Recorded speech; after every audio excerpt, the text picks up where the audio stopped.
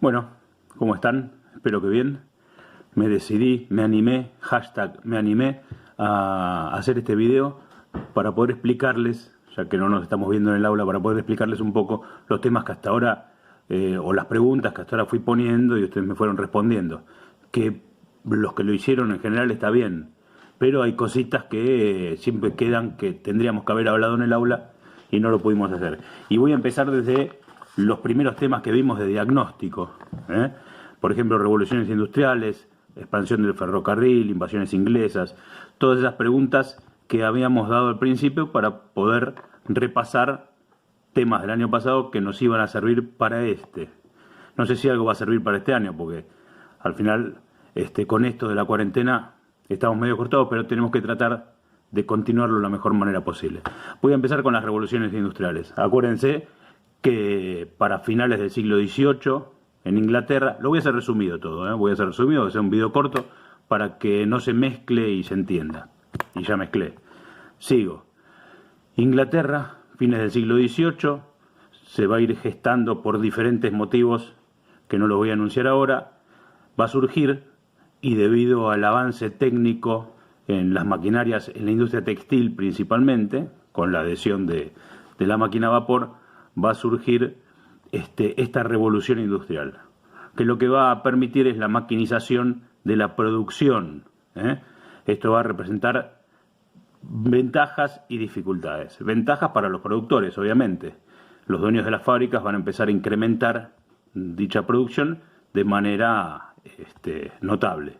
Sin embargo, para la clase obrera que surge en ese periodo, la clase obrera va a surgir, o el proletariado, como se lo va a denominar después, va a surgir a raíz de esta revolución industrial. Y para el proletariado sí va a empezar una serie de conflictos que, por ejemplo, nosotros en una de las preguntas les pregunté qué era el cartismo y el ludismo.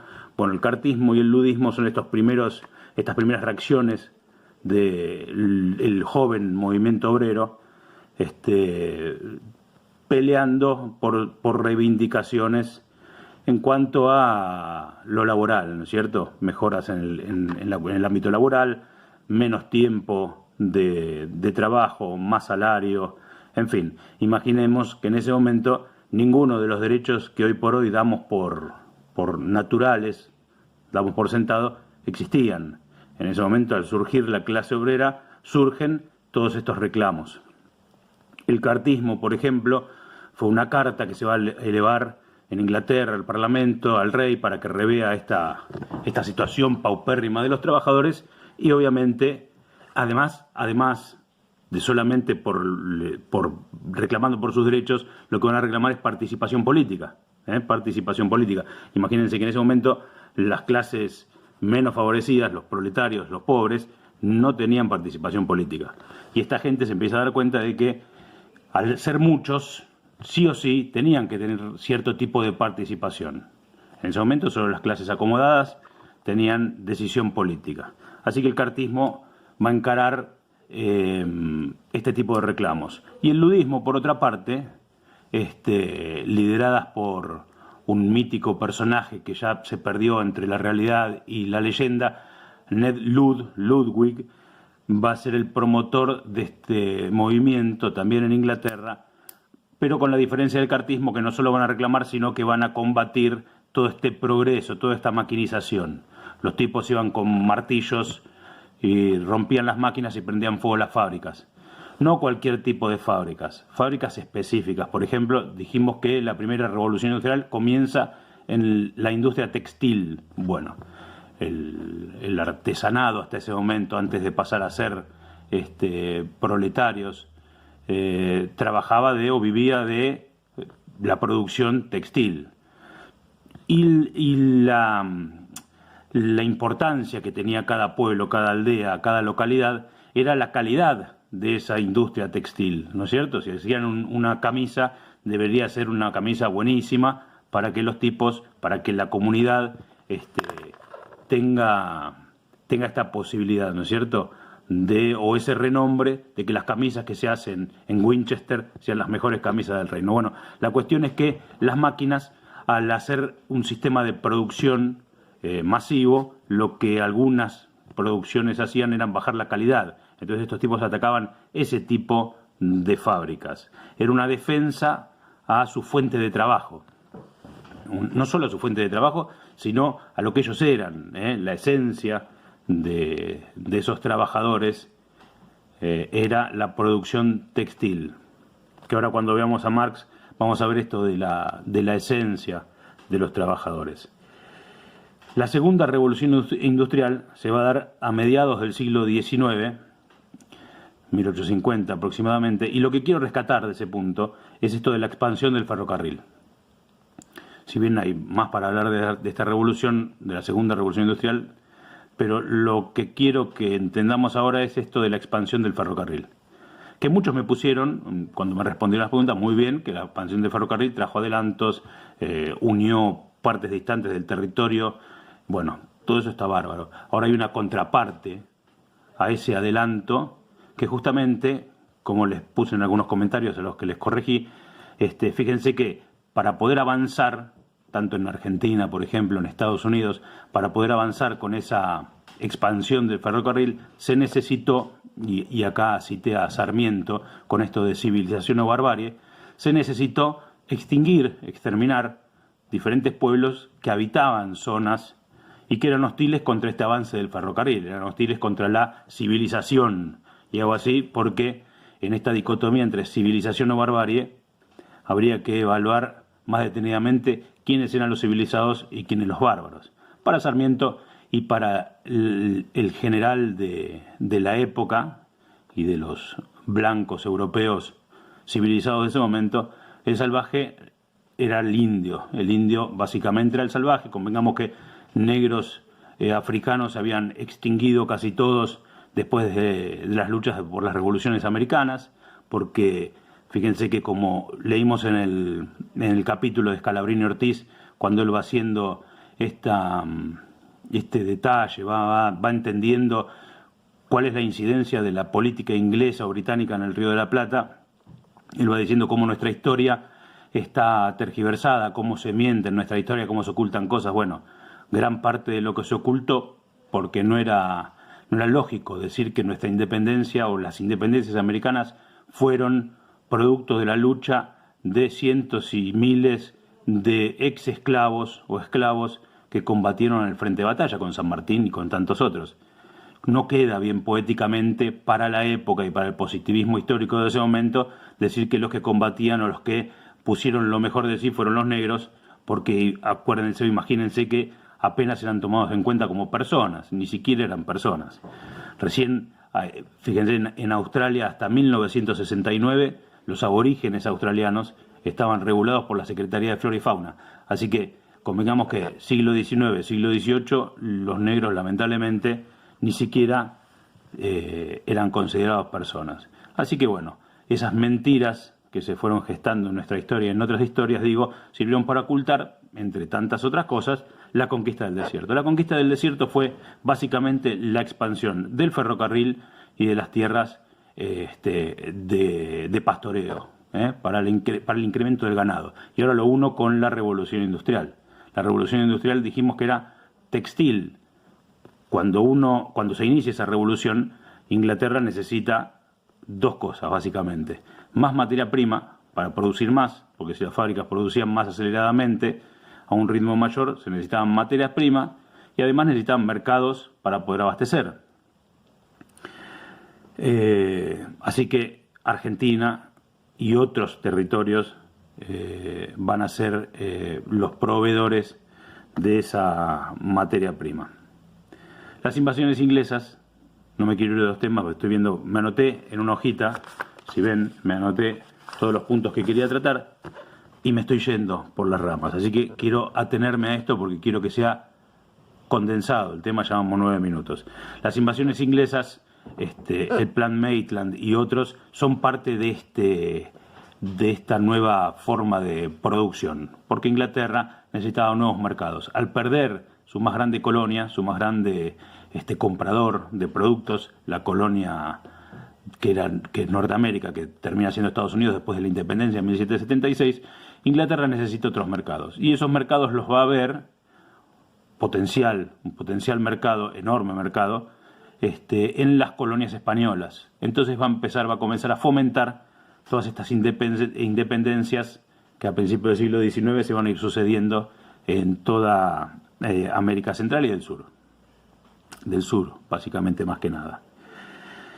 La otra pregunta era los estados nacionales. La formación, la gestación de estos estados nacionales. Acuérdense que recién en nuestro territorio, a partir de los gobiernos de Mitre, Sarmiento y Avellaneda, se va a ir conformando este Estado Nacional. ¿Por qué? ¿Por qué antes no había Estado? Bueno, porque por diferentes autores, para que se conforme un Estado Nacional, debe cumplir con diferentes requisitos. Esos requisitos es tener un territorio, por ejemplo. Y uno dice, bueno, obvio, más vale, para que un país sea país o un Estado sea un Estado, tiene que tener un territorio. Bueno, sí, ahí tendríamos que ver las diferencias, por ejemplo, entre Estado y nación. ¿Es lo mismo un Estado y una nación? Bueno, indudablemente no. Entonces, para que un Estado sea reconocido como tal, tiene que tener un territorio soberano, donde el Estado puede ejercerse en todo ese territorio. En el caso de Argentina, por ejemplo, podemos citar el caso de Malvinas. Nosotros no tenemos soberanía en Malvinas. Si bien es un territorio quitado, robado a nuestro país, no tenemos soberanía. Debe tener la hegemonía de la violencia. La hegemonía de la violencia es que el Estado controle todas las fuerzas de seguridad, si se quiere. Policía, ejército. Acuérdense que antes de que se conforme este Estado, cada provincia tenía su ejército, había un caudillo que levantaba en armas a sus gauchos y hacía una revolución. Bueno, el Estado, para que sea un Estado, cosa que no dejó de pasar a partir de esta conformación de estos tres gobiernos, pero había un solo ejército unificado que lo controlaba el Estado Nacional. Bueno, tener también el control de las comunicaciones y de los impuestos, y algo importante es el reconocimiento de alguna potencia extranjera. Fíjense qué importante que es, por ejemplo, que cada golpe de Estado que nosotros tuvimos, el último, sin ir más lejos, el del 76, tuvo que ser reconocido por una potencia extranjera. Y el primer país que reconoce el golpe de Estado del 76 y a Jorge Rafael Videla como presidente es Estados Unidos. Después vamos a ver en quinto, verán cuáles eran estos intereses o estos propósitos de reconocer estos gobiernos ilegítimos, ¿no es cierto? Porque un golpe de Estado es un gobierno ilegítimo porque no es elegido por el pueblo. Eso por el lado de los estados nacionales. Diferencias entre capitalismo y comunismo. Bueno, obviamente el padre del liberalismo sabemos que es Adam Smith. Él va a desarrollar toda esta teoría liberal de la no intervención del Estado en los asuntos económicos. Y él habla, que cita una sola vez en su libro La riqueza de las naciones, pero él habla de una mano invisible, que la mano invisible es el mercado, que solamente por la gracia del mercado, cuando haya algún desfasaje entre oferta y demanda, se va a componer solo. Y esto funcionó, a pesar de las crisis de 1873, por ejemplo, y otras, esto vino funcionando perfectamente. Lo que se olvidaba Adam Smith, no sé si lo olvidaba porque él lo estudia, no hay que ser tan crítico con Adam, porque hay que ver que Adam Smith va a empezar a estudiar todo esto de la economía y del liberalismo al principio, casi contemporáneo con la Revolución Industrial, la primera. Así que bueno, no tenía muchas herramientas empíricas para poder hacer un estudio más profundo. Después sí, hay otros continuadores de sus ideas que fueron mejorando, si se quiere, su postura.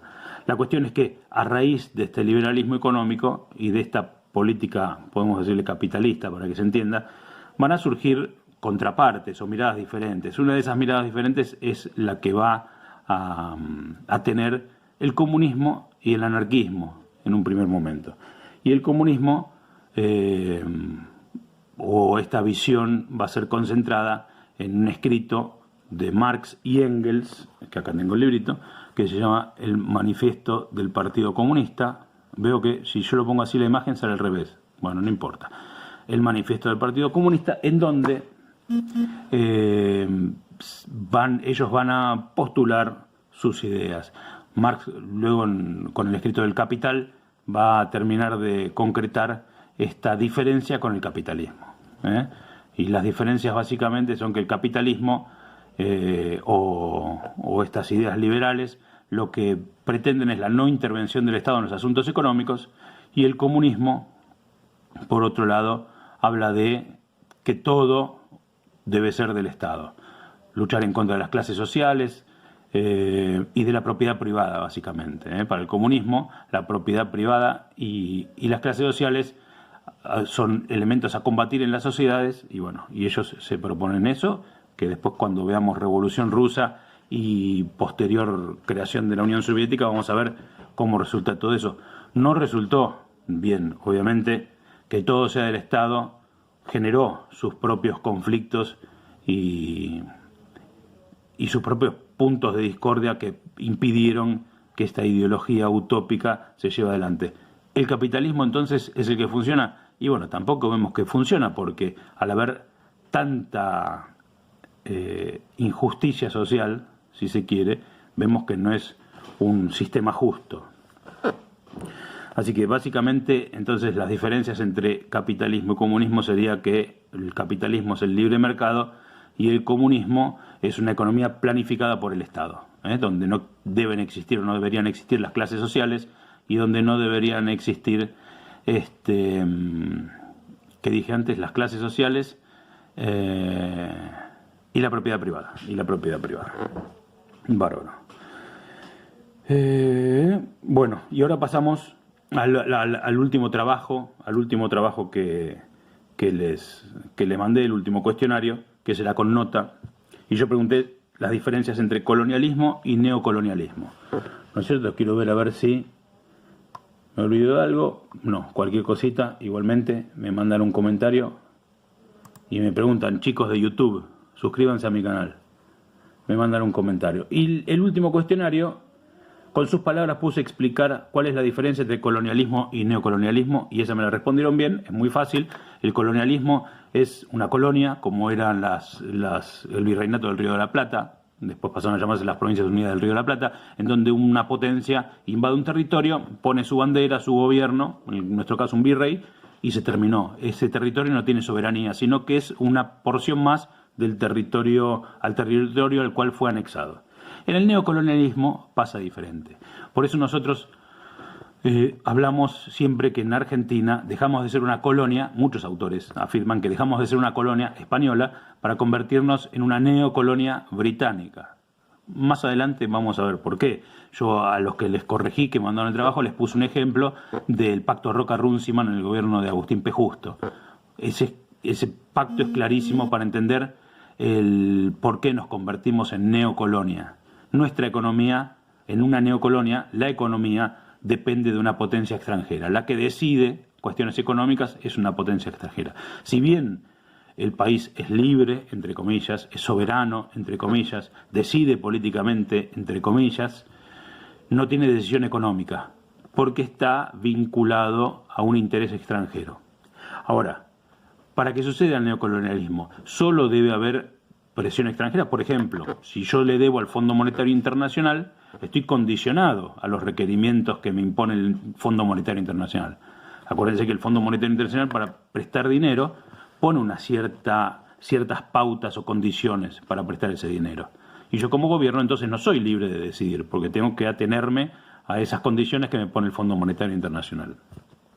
En nuestra historia, o en el pasado de nuestra historia, lo mismo. Al no tener libertad económica, no teníamos independencia política. Pero digo, para que eso suceda, tiene que haber una complicidad dentro del territorio, dentro del Estado, dentro de la nación, dentro de un grupo que tiene intereses vinculados a los intereses, por ejemplo, en ese momento de nuestra historia, británicos. Imaginemos, yo soy un terrateniente, un latifundista, tengo millones de hectáreas porque maté a millones de indios, o el gobierno mató a millones de indios, y cuando se repartió las tierras se la dio a ciertas familias. Esas ciertas familias se hicieron poseedoras de un extenso territorio, en donde, por ejemplo, criaban ovejas. ¿Para qué ovejas? Para vender la lana a Inglaterra, que estaba con esta revolución textil, o la industria textil, que es la más fuerte, o era la más fuerte, junto con el carbón y otras, en Inglaterra. Yo voy a tener intereses, yo soy el terrateniente, tengo mis ovejas, tengo mis hectáreas, voy a tener intereses particulares en que Inglaterra me compre, obviamente. Ahora, en ese momento en nuestro país, y en otros, en todos, casi todos los países, los que gobernaban eran esa misma clase terrateniente. Nuestro país terrateniente porque eran los acaudalados, los que mayor ingreso tenían.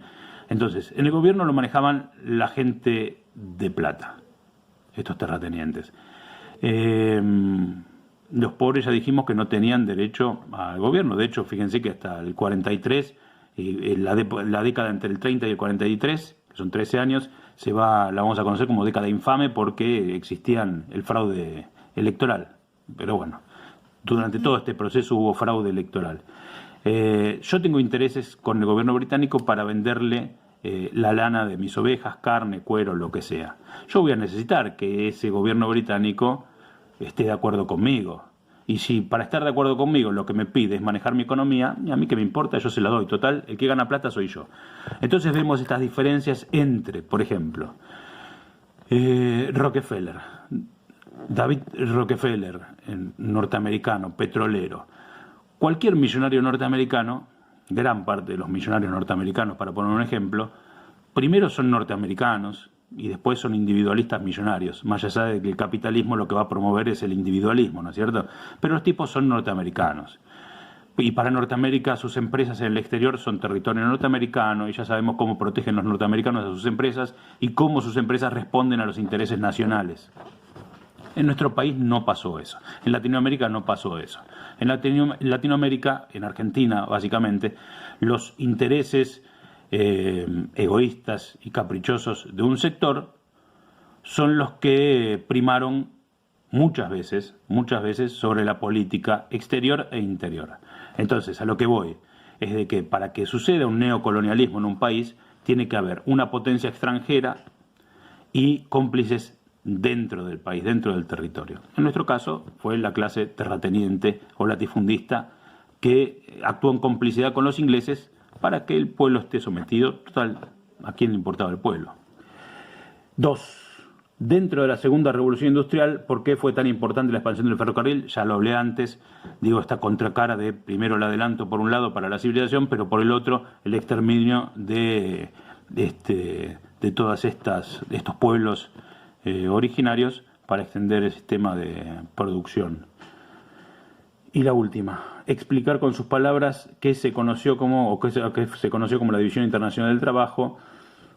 ¿Creen que eso condicionó nuestra realidad? Bueno, la División Internacional del Trabajo, fines también del siglo XIX, lo que va a hacer es particionar, dividir el mundo en los países productores de manufactura, que son los países centrales, y los países productores de materias primas, que son los periféricos.